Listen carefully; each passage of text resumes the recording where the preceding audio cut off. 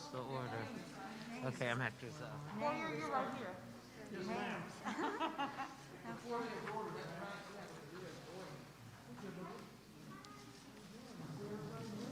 I know, she's so cute.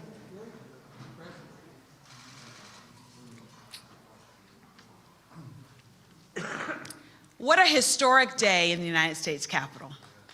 We are so happy to pass the John Robert Lewis Voting Rights Advancement Act. What a historic moment, not just for us in the Capitol, but really for the people. It is about restoring the voices of the excluded, the vote. I want to thank all of you for being here as we celebrate this historic milestone in our fight to protect the right to vote for all Americans. I want to extend a special thank you to Speaker Nancy Pelosi, Leader Steny Hoyer, and Majority Whip James Clyburn for your continued leadership and attention to the need of the American people to get this bill across the finish line. I also want to thank Chairperson Jerry Nadler, Steve Cohen, Zoe Lofgren, G.K. Butterfield, and the other members of the House Committees on Judiciary and Administration for holding the necessary series of meetings and all of the oversight hearings to provide an opportunity for thoughtful engagement with civil rights and voting rights stakeholders, litigators, election officials, and the Department of Justice. Similarly, I want to thank the Tri-Caucus. Special thanks to Chairperson Joyce Beatty, to Raul Ruiz, as well as Judy Chu, and the rest of the Tri-Caucus members for their support and engagement throughout this process. Lastly, I want to thank all of the witnesses and organizations that participated in the series of congressional oversight hearings held by the House committees on the judiciary and administration. When I think about this day, I filed this bill in 4 successive Congresses since the Shelby versus Holder decision gutted pre-clearance Section 5 by finding the Supreme Court found that Section 4 was unconstitutional. This day is bittersweet for me because it's the first time that we've introduced this bill without our beloved Congressman John Lewis. I know that John's smiling because we're doing the people's work by ensuring that every American has an equal access to the ballot box.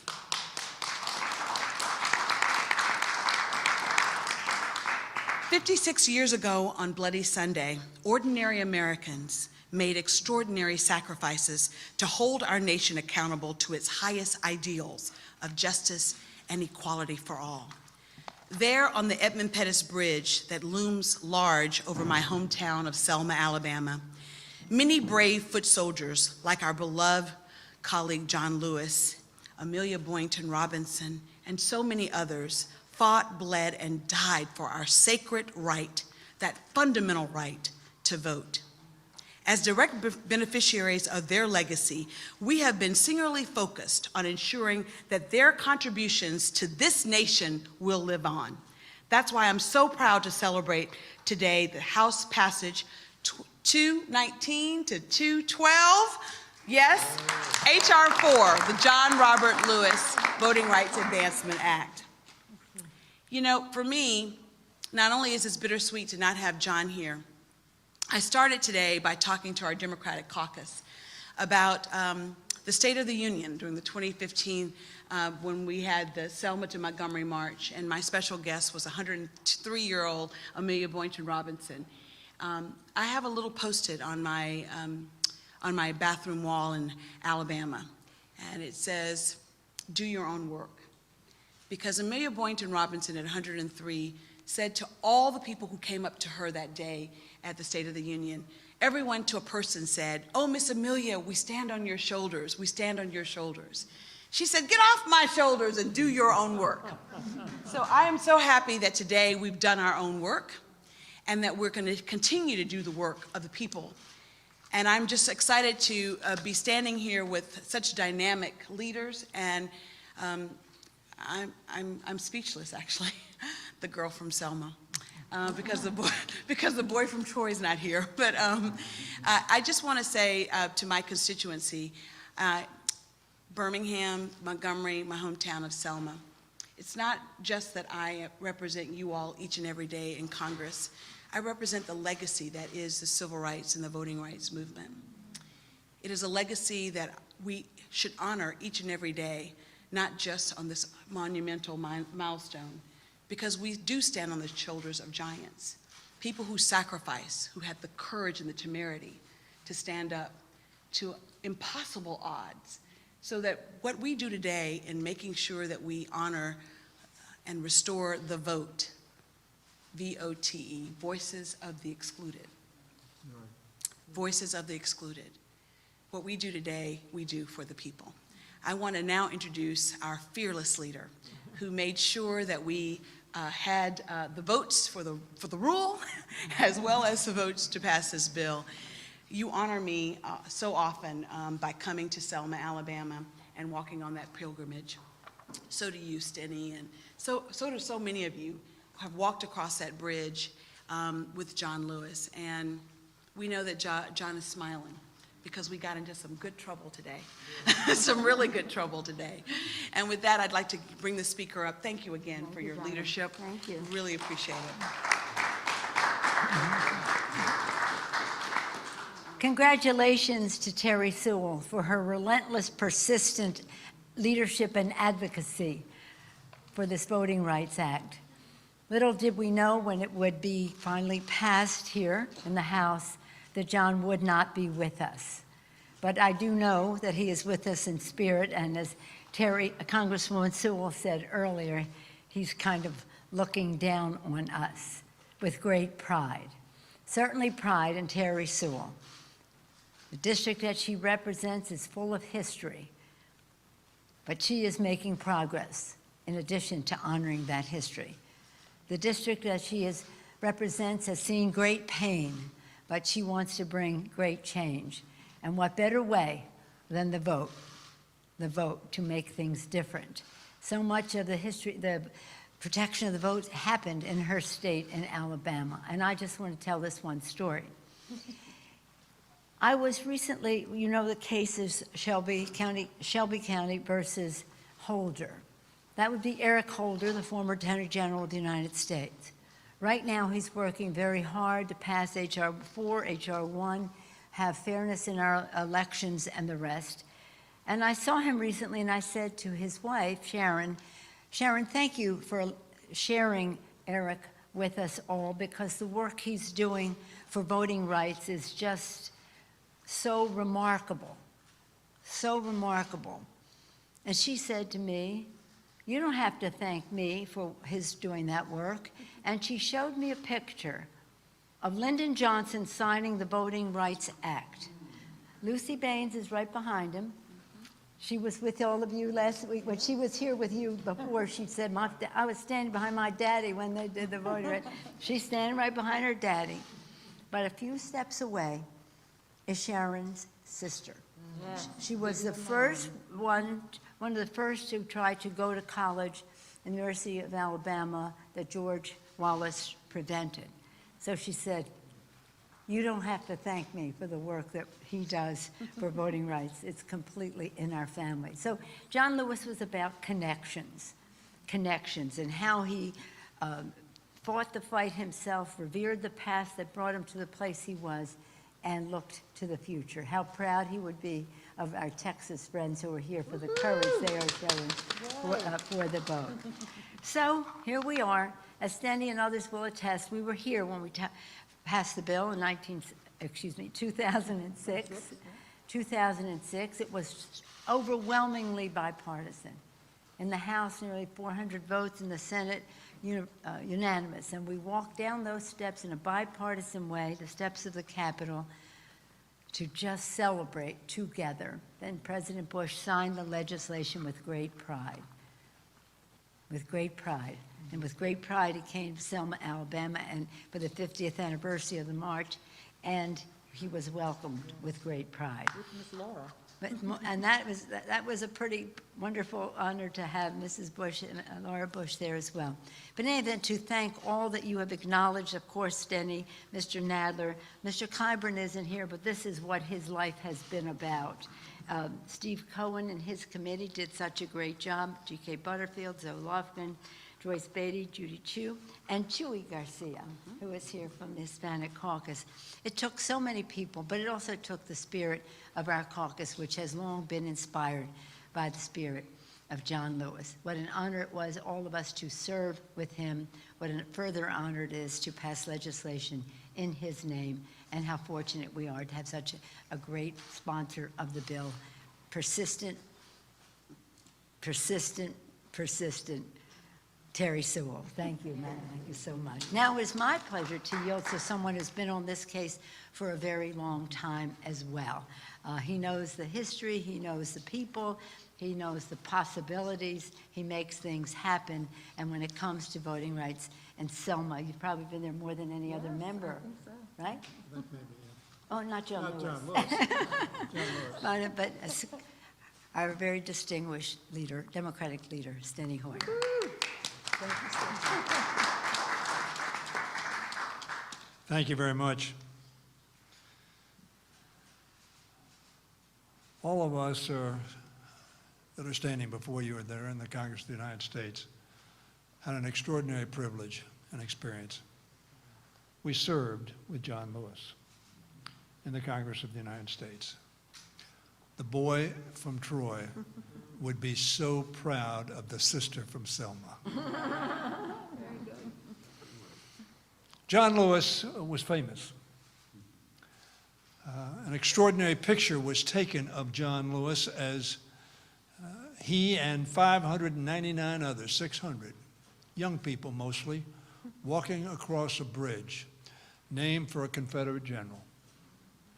Walking across that bridge to march to Montgomery for the premise that the color of my skin ought not to affect my right as an American citizen to vote. That's what these folks are here for, from the state of Texas. They're here doing the work that John Lewis and so many of his friends so nobly advanced, as Lincoln would have said.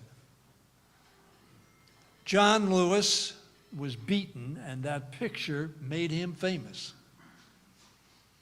What made John Lewis great for 50-plus years thereafter, he kept his eye on the prize. And the prize was not just this bill. The prize was the beloved community, a community that accepted, lifted up, and enabled people to participate fully in their democracy. That's what the John Lewis Terri Sewell bill is all about. That's why Jerry Nadler made sure this bill was going to be passed. There's Jerry. Thank you, Jerry. That's why Judge G.K. Butterfield from the state of North Carolina worked so hard to make sure that we passed a bill that would meet muster, we pray, with the Supreme Court of the United States. Zoe Lofgren, one of the great members of this Congress, the constitutional experts in this Congress, works hard, and Sheila Jackson Lee, a giant in her own right, and fighting for the rights of people.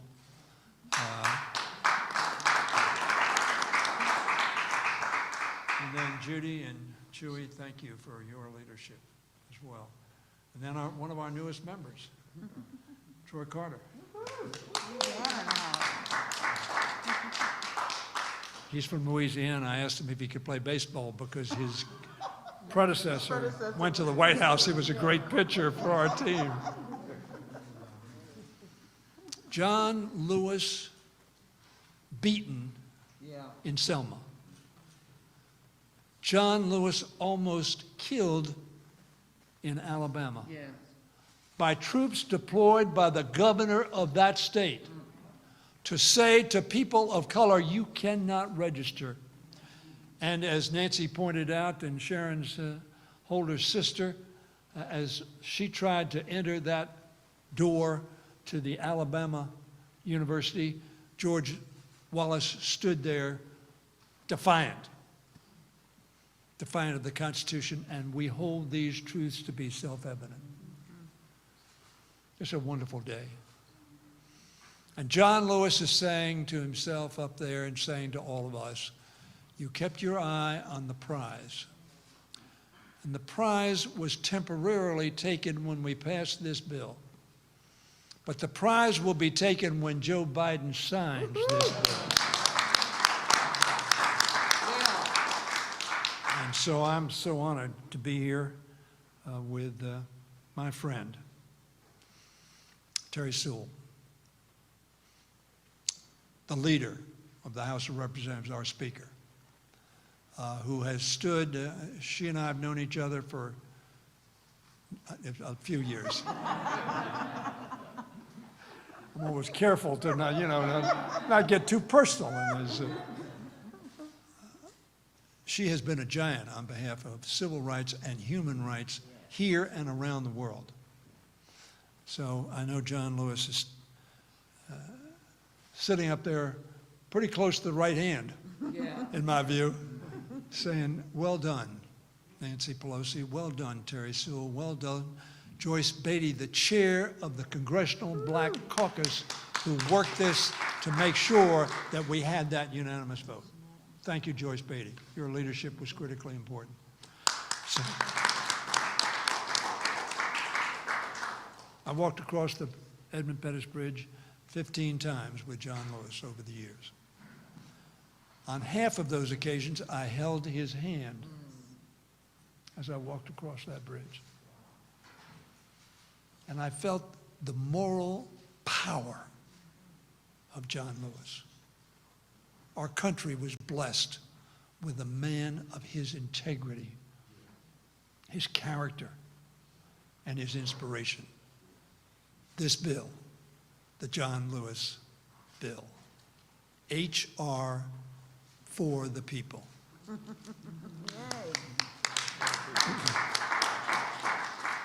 Now, Chairman Nadler, let me yield to you. Hey, Chairman. Thank you very much. Since I became chairman of the Judiciary Committee, there's no issue that we have spent more time examining than the onslaught of voter suppression measures that have emerged in recent years across the country. But this is no new thing. The history of this country, from its very beginning, is the history of translating the Declaration of Independence into reality. The Declaration of Independence was aspirational, not real, when it said all men are created equal. It certainly didn't mean black men, or Native American men, or women, or people of any other minorities, or even white men without property. But the history of this country is the history of the expansion of that concept. We fought a civil war over part of that, but that made so much progress. We passed civil rights laws in 1866, very good civil rights laws, and a very racist Supreme Court tore them down in the 1870s. And they tried again in Plessy versus Ferguson in 1896, tore it down again. But we have made progress. We have made progress till today. We passed the Voting Rights Act in 1965 as part of a long struggle, a struggle for which John Lewis almost gave his life, and many others too. But that bill finally passed.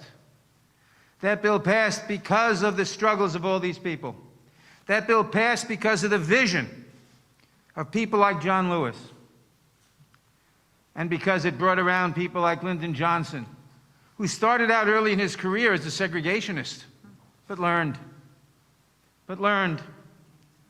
and was taught. And some people have the inner spirit and fortitude to learn. And then we had the Supreme Court of the United States in 2012 say that everything was fine. Everything is fine. We don't need the voting rights laws anymore, because they were deliberately blinded they thought, or so they said they thought, that all the problems were solved. Everything was fine. But as Justice Ginsburg pointed out, she pointed out that saying it was fine was like saying that you didn't need the umbrella anymore during the rainstorm because, after all, you weren't getting wet. So it must not be raining anymore. So they destroyed a lot of the Voting Rights Act. And we started working again. And people like Terri Sewell and others were working for years to undo this. And then, just a month ago, the Supreme Court made it even worse with the Brnovich decision on Section 2. But today we celebrate a day long fought for, hard fought for, and prayerfully arrived at. A day in which we pass a bill that takes care of all those problems, that will restore voting rights, that will stop the plethora of voting rights, of voting restrictions that we see passing in so many different states. And we pray that this bill will land on Joe Biden's desk, that the Senate will do the right thing. The Senate has a history of lagging, but eventually doing the right thing, sometimes. So we pray we'll do the right thing now. We know that the president will do the right thing if it reaches his desk. And we look forward to that great day. And now I want to introduce one of the leaders in this fight, Joyce Beatty. Thank you, Chairman Knapp. It always seems impossible until it's done. John Lewis said, "Find a way to get in the way. Get in good trouble." Madam Speaker, thank you for finding a way. Thank you for getting in the way. To all of those, to our majority leader, thank you. To all of the chairs and everyone here, but to you, the girl from Alabama, thank you for your consistent leadership. Thank you for making a difference in the lives of our children, our grandchildren, and those yet unborn. On behalf of the 57 members of the Congressional Black Caucus, and to our friends from Texas, thank you for joining us. Let me simply say these few words. Today we passed H.R. 4. It stands for a more just society, for a better democracy, and today we voted for the future of America. I know our brother, the late John Lewis, would be pleased today because our vote for H.R. 4 protects and defends the right to vote, thwarts the attempts to disenfranchise millions of voters. And lastly, as President Johnson said when he signed the 1965 Voting Rights Act on August the 6th, right down the hall in the United States Rotunda, he said, "This is one of the most monumental laws in the entire history of American freedom." And tonight, we say, thank God for American freedom. Our power, our message. Thank you.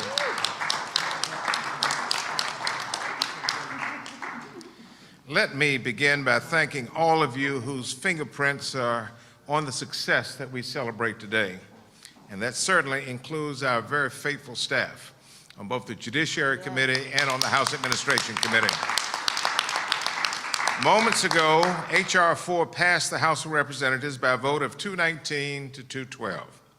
Let me single out a few of my colleagues who were unrelenting in their advocacy. Congresswoman Terri Sewell, and what can I add to what has already been said? Terri Sewell has been unrelenting. Jim Clyburn and Chairman Nadler and Cohen and Chairwoman Loughran, thank you for your leadership on this legislation. And Joyce Beatty, who just spoke a moment ago, and the CBC have been undeterred in our effort to pass this legislation. And the tenacious leadership of our Speaker, our Majority Leader, thank you so very much for all that you have done. In November of 1964, after the passage of the Civil Rights Bill, Dr. Martin Luther King Jr. was summoned to the White House. This story doesn't get told very often. Martin Luther King Jr. was summoned to the White House by President Lyndon Johnson to be commended for his civil rights leadership. He had just received the Nobel Peace Prize. During that meeting in the Oval Office, Dr. King thanked President Johnson for the recognition. King then asked President Johnson to please support a voting rights bill. Dr. King told President Johnson that a Voting Rights Act was needed. It was needed desperately in the South because elections officials were using the literacy test to deny the right to vote. King said that black communities needed a law that would give them the right to litigate discriminatory voting laws, and a law that would give the Department of Justice the ability to determine whether changes in voting procedures were retrogressive. President Johnson urged Dr. King to slow down, to delay this request.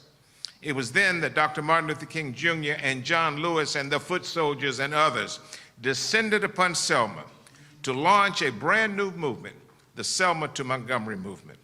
After the Edmund Pettus Bridge police violence and after the deaths of Jimmy Lee Jackson and Paolo Luizio, President Johnson capitulated. He called a joint session of Congress. I ask you to go online and take a look at the video. I did it today. He called a joint session of Congress on March 15, 1965. During his speech, President Johnson capitulated and he called for swift passage of a Voting Rights Act.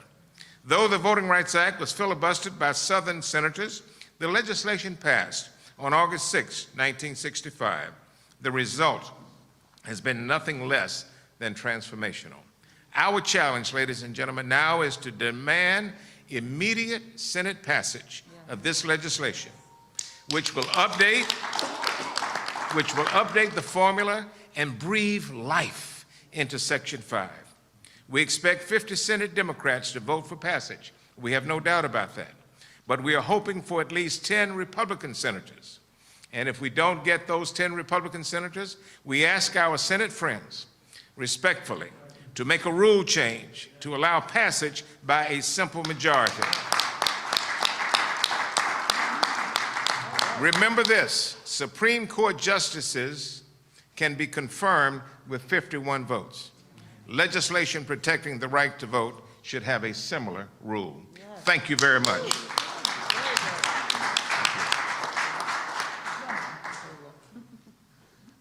Well, I'm Zoe Loughran, Chair of the House Administration Committee, and I would just like to join in the celebration today.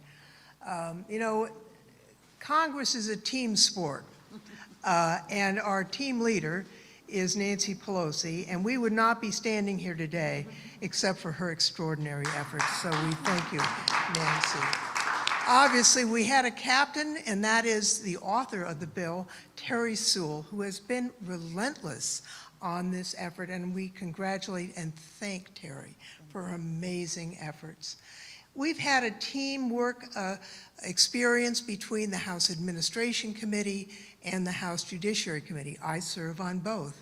But I'd like to talk about the extraordinary efforts of the chairman of the Elections Committee, G.K. Butterfield, a former judge of the Supreme Court in his home state of North Carolina, a scholar, and someone who really made extraordinary efforts to go all over the United States to create the record that is the basis for this bill.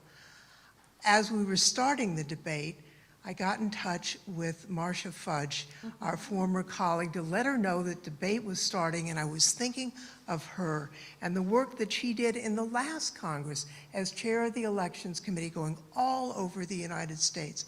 And of course, we provided that information to the Judiciary Committee, who'd held their own set of hearings. So through teamwork, we got to this day.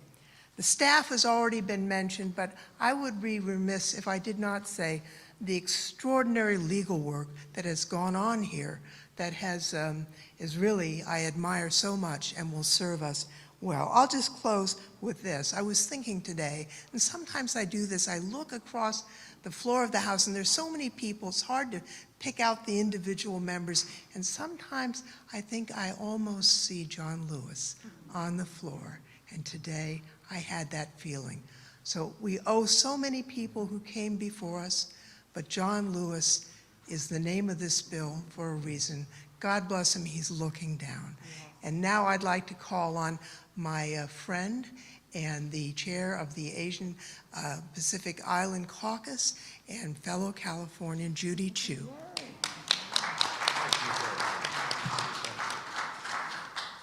What a great day this is. Today we get to celebrate the passage of H.R. 4, the John Lewis Voting Rights Act, and we have so many champions to thank from the bottom of our hearts. Speaker Pelosi, Majority Leader Hoyer, our chairs of the committees, Chair Nadler, Lofgren, and Butterfield, and of course, our most incredible champion who's taken this under her wing with such persistence, and that is our Congressmember Terri Sewell.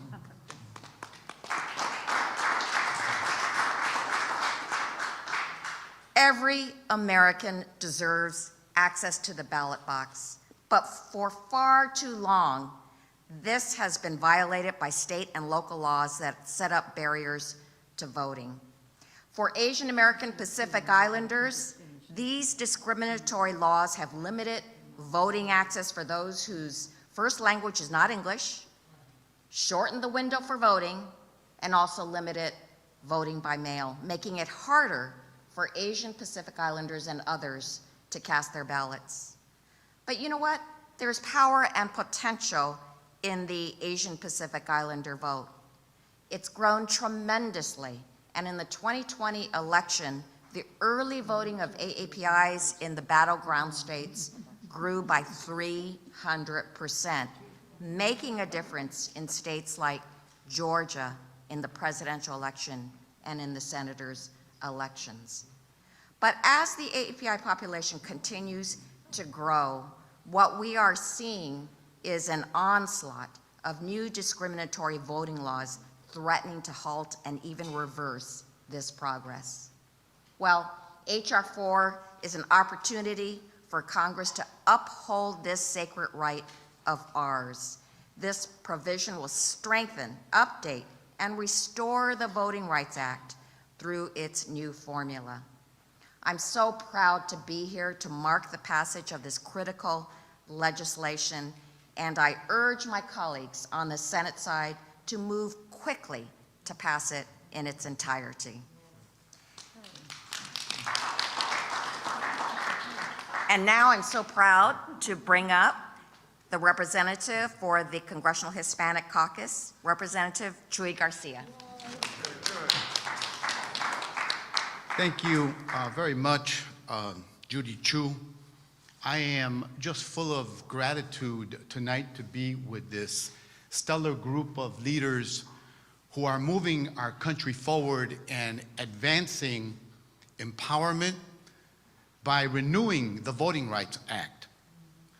And this occasion is especially personal and moving for me because the right to vote is enshrined in the 15th Amendment to the Constitution and the Voting Rights Act. I came to this country from Mexico in 1965, the year that the Voting Rights Act was passed. Unbeknownst to me as a child, I came to learn of what brought about the Voting Rights Act and the civil rights movement and how it has advanced us as a society and brought equal opportunity for everyone in our midst. Today is also a special day because I'm remembering people who fought for and improved the Voting Rights Act. In 1982, a representative from Chicago by the name of Harold Washington amended the Voting Rights Act so that one could invoke the effects of discrimination and not have to prove intent, because sometimes it's impossible to prove intent. This strengthened the Voting Rights Act. So it is that today, with what we have learned as a society and decisions from the Supreme Court, we are advancing the Voting Rights Act and honoring John Lewis. And all of us have the great honor of saying that we knew him and we served with him. And we celebrate his humanity and his struggle for opportunity for everyone in our country. There's another personal note to this, that when Harold Washington, former representative, got recruited by the people to become the first black mayor of Chicago, he empowered communities that were never represented in Chicago City Hall by building coalitions, empowering not just black and brown people, but all people, and especially women in his administration. It's a part of the city's legacy to be a diverse and representative type of administration. So the calling for those who do the right thing is that they will achieve even greater things. Today, we celebrate the work and the legacy of John Lewis. At the same time, I want you to know that if it weren't for the Voting Rights Act, I probably would never have been elected to the Chicago City Council in 1986, becoming one of the first Latinos elected to the council. And it's clear to me that had it not been for the Voting Rights Act, I would not be in Congress today. So I am full of gratitude, calling on the Senate to do the right thing and to continue to ensure that in the 21st century, more voices and communities will be heard, and that's the pathway to becoming a more perfect union. Thank you. So this concludes our press conference, but I want to make sure that I acknowledge the great work of Sheila Jackson Lee from Texas, and of course, Troy Carter from Louisiana. This concludes it, but we fight onward to the Senate. We ask for swift passage, and we ask that it gets to the desk of President Biden, because we know it will get signed. Again, thank you, Madam Leader. I thought we'd take a group photo before we all go, but this concludes our press conference.